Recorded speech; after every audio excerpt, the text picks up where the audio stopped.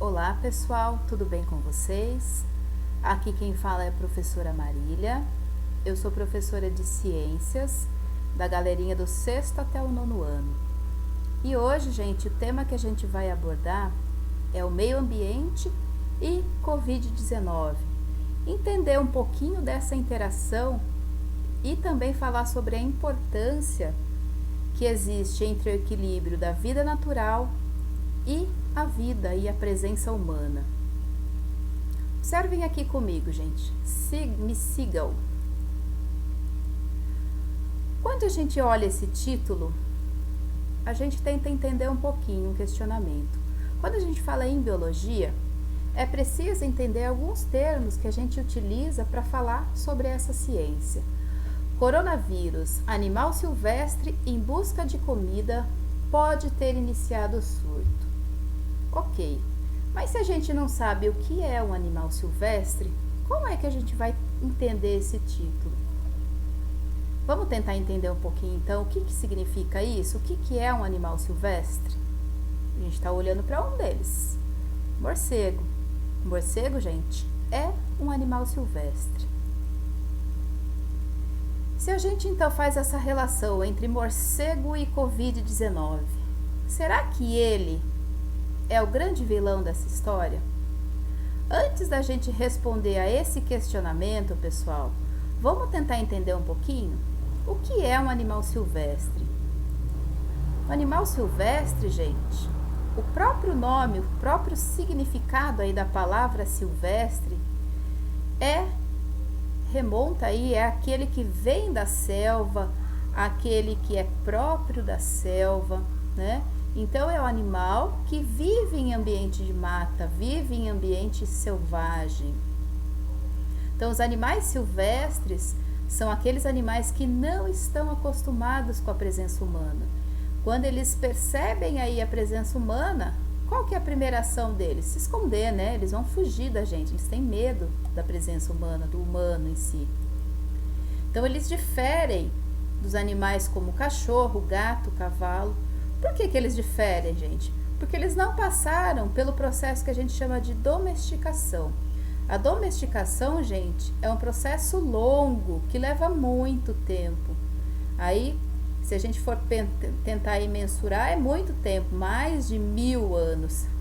Falando especificamente do cachorro, que foi o primeiro animal aí domesticado pelo homem, a domesticação dos cães remonta a períodos pré-históricos. A gente observa aí algumas pinturas rupestres com a presença humana, né, acompanhada de um cão, tá certo? Então, a domesticação, gente, é um processo extremamente longo, ele não acontece da noite para o dia.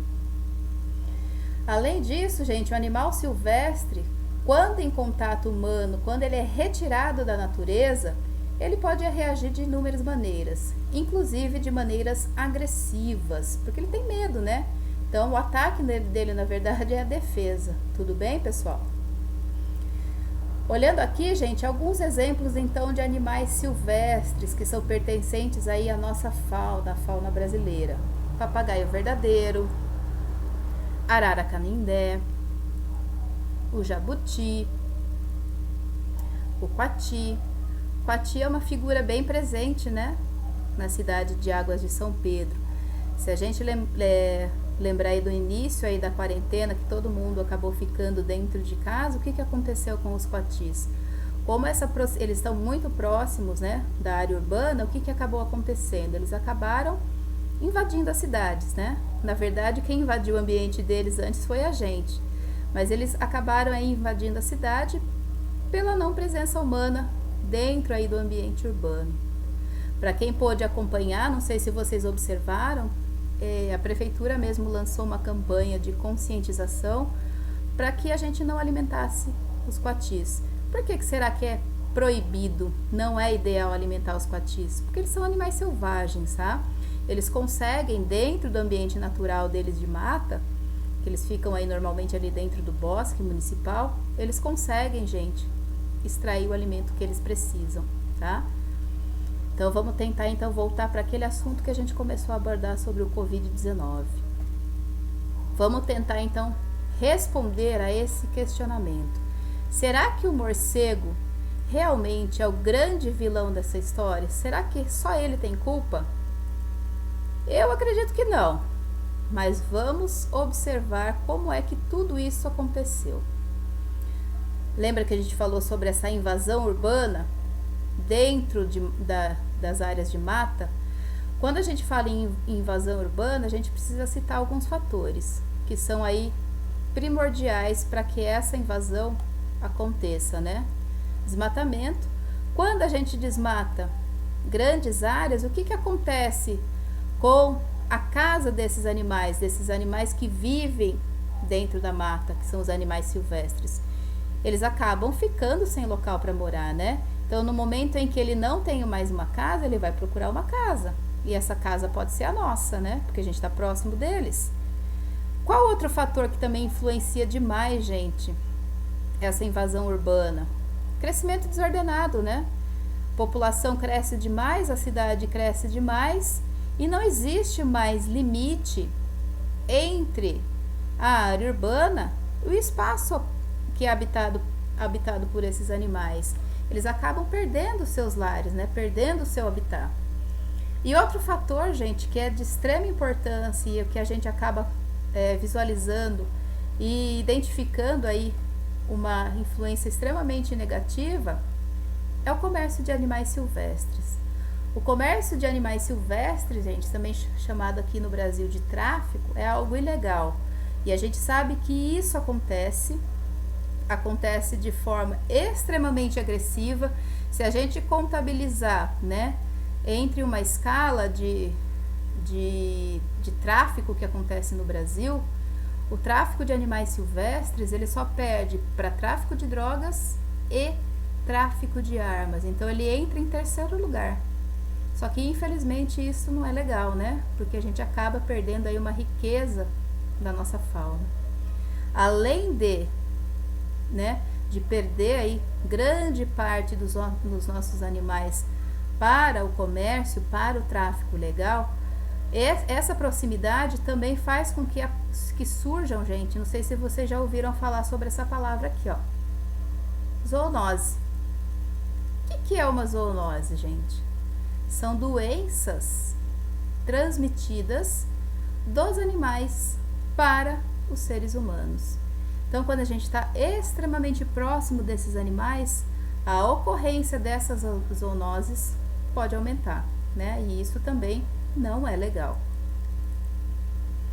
Agora vamos tentar entender um pouquinho sobre, né, esse momento aí de transmissão do coronavírus. De novo aí a representação da figura de um morcego, né? Para quem não sabe, o morcego é um animal silvestre, ele é um mamífero, o único mamífero que voa, né, que é dotado de voo e tem hábitos noturnos. Então o morcego está lá no seu ambiente selvagem, ele sai, faz todo o seu voo pela selva, né, percorrendo lá em busca do seu alimento, e no momento em que ele se alimenta, ele também vai liberar os seus excrementos, as suas fezes.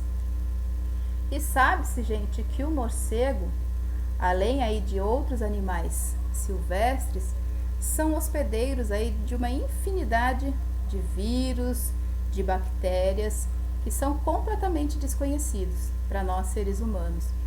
Em específico o morcego, gente, ele é hospedeiro de uma grande infinidade de coronavírus. E o mais curioso disso tudo é que o morcego não adoece com coronavírus. Ele só carrega esse vírus dentro do seu metabolismo, dentro do seu organismo, tá? Então, no momento em que ele se alimenta, libera os excrementos aí no ambiente, o que vai acontecer? A gente sabe que a selva, a mata, é um local dinâmico, né? Existem aí uma infinidade de outros animais que também percorrem esse ambiente. E o que acabou acontecendo, gente? O vírus, então, liberado através aí das fezes desse animal, acabou entrando em contato com o pangolim. O pangolim estava percorrendo lá aquele ambiente selvagem, acabou entrando em contato com as fezes de um morcego. E como o morcego, ele é hospedeiro de coronavírus, o pangolim acabou se contaminando com esse vírus. E através desse comércio que a gente comentou um pouquinho antes, esse comércio de animais silvestres que acontece de maneira ilegal e com condições sanitárias extremamente horrorosas, né? Que a gente sabe que o ambiente em que esses animais são conduzidos são ambientes extremamente sujos, insalubres, né? Cheios de vírus, cheios de bactérias. E a gente teve um grande azar, né, desse pangolim acabar se contaminando com o coronavírus. A gente ainda não entende exatamente como é que isso aconteceu, em que momento isso aconteceu. O pangolim é um animal que naquele ambiente da China, no país, né, na China, ele é um animal de estimação e também a sua carne, gente, é muito apreciada. As pessoas acabam consumindo esse animal. Só para que vocês tenham uma ideia, dentro daqueles mercados chineses são aí comercializados uma grande infinidade de animais silvestres, né? Morcegos, aqueles ratuns. Então, gente, é muito animal. E a gente não sabe como esses animais, qual é a qualidade de vida desses animais, qual é a sanidade de vida desses animais, se eles estão doentes ou não. E a gente não conhece nenhum vírus, né? Nenhum coronavírus, que agora nesse momento a gente acabou conhecendo, né? Como é que isso aconteceu, como é que esse animal se contaminou e a gente acabou se contaminando também com essa virose.